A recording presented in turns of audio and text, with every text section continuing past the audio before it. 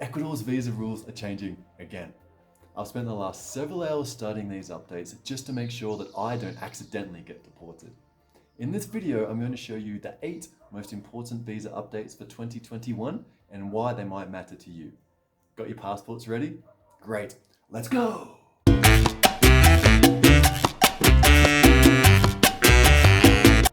G'day expats, I'm Jason, an expat from Australia that fell in love with Ecuador and never left. Our channel, Expats Ecuador, provides guides on living and travelling in Ecuador. Please subscribe, like and share this video if you can so we can continue to produce more content just like this. Ecuador regularly updates their visa rules. The last major update was in 2017, so I guess you could say that we were pretty much due for another big-ish update in 2021. This is especially true because COVID has really forced the Ecuadorian government to have a long, hard look at the types of migrants that they want to attract into Ecuador. Now these updates, they are pretty wide-reaching and they impact all the different visa classes. We're talking tourist visas, temporary residency visas, and permanent residency visas. Now, with any change comes some sort of learning curve, and this is no different. And it's a little bit unfortunate that current and future expats are going to be caught in a little bit of a state of flux whilst these new rules make their way through the system. And it's going to take time for each of the different municipal offices to implement the regulations once they're passed by the government. And anyone that's dealt with the Ecuadorian bureaucracy in the past knows that it can be a little bit confusing to say the least. And it's very easy to waste both a lot of time and money simply by following the wrong visa rules. Now I would know because I've actually wasted a ton of both in the past doing the exact same thing.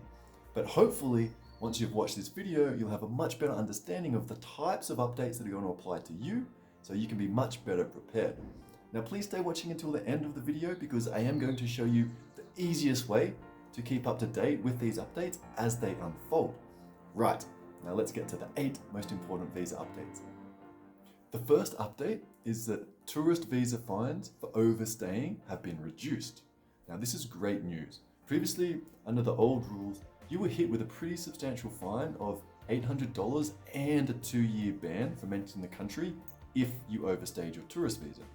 But now with the new rule, if you overstay your tourist visa, you're going to have to accept a 1-year ban from entering the country, or you need to pay a $400 fine if you want to come back within that 1 year. COVID has left many people stranded in Ecuador, so this latest change really will help those that were unable to leave the country and were also unable to obtain a new visa. The second update is that there is a brand new visa type out there. It's called the business visa or the commerce visa. Now this visa effectively replaces the special tourist visa, which was quite a useful visa, but it comes with one very important update. You see, the special tourist visa was often used as a bridging visa of sorts. The common approach by a lot of expats, including myself, was that you could come here on a tourist visa for your initial 90 days, then you could easily extend that for another 90 days with a tourist visa extension, and then you could apply for the special tourist visa, which would give you another 180 days inside the country to figure out your next move, whether it be apply for a temporary residency visa or just check out more volcanoes. It doesn't matter, it's another 180 days. But the problem with this visa is that you could only apply for it once every 5 years.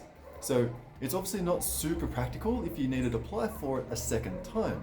With the new business or commerce visa, it does away with this limitation of once every 5 years. You still get the 180 days in the country, but you can apply for it once every year. So super useful if you do need to apply for it a second time. Update number 3. We're now moving into the rule changes that specifically apply for temporary residency visas. The third rule change is very welcome and it allows you to renew your temporary residency visa an unlimited number of times. Previously, you were allowed to renew your temporary residency visa once, and then it was expected that you're just going to apply for permanent residency. But this isn't always the case for a variety of reasons. But now it doesn't matter what type of temporary residency visa you have. You could have a professional visa, you could have an investor, a retiree, dependent, that you can simply renew this every 2 years. So why would you want to renew a temporary residency rather than just go straight in to permanent residency? Well, for this answer, we need to actually go to the next rule change. Update number 4. The other rule change that specifically affects temporary residency visas relates to the amount of time that you're allowed to spend outside of the country. You see, under the previous rule, you were allowed to spend 90 days out of every year outside of Ecuador, but this could be quite limiting for travel plans, especially if you're some sort of digital nomad or you just like to move around a little bit. Then this was a significant limitation on your ability to do that. But now this new rule change, it removes all of these limitations. There is no time limit on the amount of time that you're allowed to spend outside of Ecuador without it affecting your visa status. So I think this is brilliant news. For me, the combination of this rule change of unlimited time outside of the country combined with unlimited renewals is an absolute game changer for temporary residency visas in Ecuador. Now, we're halfway through our updates with some important updates to come. Don't forget to stay watching until the end because I will show you the easiest way of keeping up to date with all of these changes. Updates 5 and 6 relate to the dependent visas. And I'm really glad they've implemented this 5th rule change because it just makes a lot of sense to me. You see, under the previous rule, if you were here on a dependent visa and something happened to the principal visa holder, for example, they passed away, then you were given 30 days to either apply for a new visa or you needed to leave the country. This is not a very compassionate approach during what is very clearly a stressful time on the new widow. It's really just piling on more stress. So I'm really glad that they've done away with this requirement now, and if something does happen to the main principal holder, then your dependent visa is going to remain valid. So thank you, Ecuador, for basically letting common sense prevail and showing some compassion. However, Ecuador hasn't gone completely soft, as you'll see with the 6th rule change that really dials back the types of relationships that are eligible for the dependent visa. Under the old rules, it was really quite flexible in that you could bring in your brother, sister, grandmother, grandson, in-laws as dependents. But with these new rules, you're only allowed to bring in your spouse or your kids. No, wait, you can bring in spouse and or kids. They don't make you choose between your spouse or your kids. But this obviously doesn't apply to grandma, so they have to figure out their own visa situation, and that could be tough, given on their circumstances. So a little bit unfortunate in that it has really curtailed the types of relationships that are valid. However, Ecuador does recognize common law marriages, so as long as you have this evidence through an apostle in your home country, it will be recognized here too. The 7th update affects permanent resident visas and relates to how much time you're allowed to spend outside of Ecuador and the penalties if you exceed this time. Now, what hasn't changed is within the first 2 years of your permanent residency, you're still allowed to spend 180 days outside of Ecuador every year. What has changed are the penalties if you exceed this time. Previously, it was a fairly substantial fine of $1,600. This has now been reduced to only $200. So I think this is a very welcome change given how easy it is to get stuck outside of Ecuador due to COVID. I personally had to spend an additional 4 months in Australia last year when I was visiting my family because of COVID, so this change is really going to help people like me. Now, what may not be so welcome for some expats is what happens in years 3 onwards.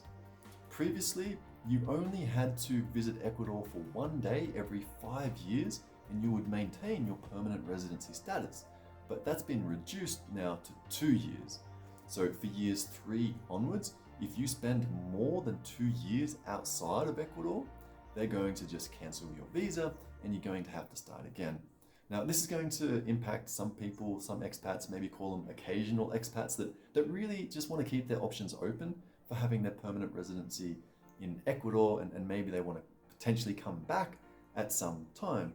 But my personal stance on this rule is that reducing it from 5 years to 2 years really isn't that unreasonable, and it's probably not going to affect that many expats. Our 8th and final update relates to health insurance requirements. Under the old rules, if you wanted to apply for temporary or permanent residency, you needed to have health insurance.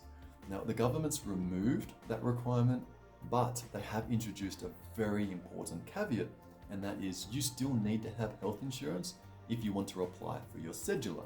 Now, if you don't know what a cedula is, just think of it as a driver's license that you carry around with you everywhere, but you're going to use it a lot. Like the local tienda, a bank, your internet, they're all going to want your cedula number. So it's very important, and you're going to want it if you're living in Ecuador. So the end effect of this change, it's kind of zero, in that to apply for your temporary residency, you're still going to want to have your cedula, so you're still going to want to have health insurance. And honestly, cedula aside, health insurance is a really good idea if you're visiting or living in Ecuador. Those are the 8 important visa updates for 2021 that I wanted to share with you today. If any of these updates affect you, please do let us know in the comments below. And if you want more information about these updates, we do have a related blog post which you can check out, and I'll link to as well. Now, it's starting to rain here, so I need to run inside super soon, but before I go, I do want to make good on my promise of showing you the easiest way of keeping up to date with these visa changes. It's super simple and only takes 30 seconds. Ready? Okay. Just pop on over to our website, expatsecuador.com, and sign up for our email newsletter. We send out updates every single month, and these include changes to visa rules. So that's it for today's video. Thank you very much for watching, and I'll see you in the next one. Ciao, chicos.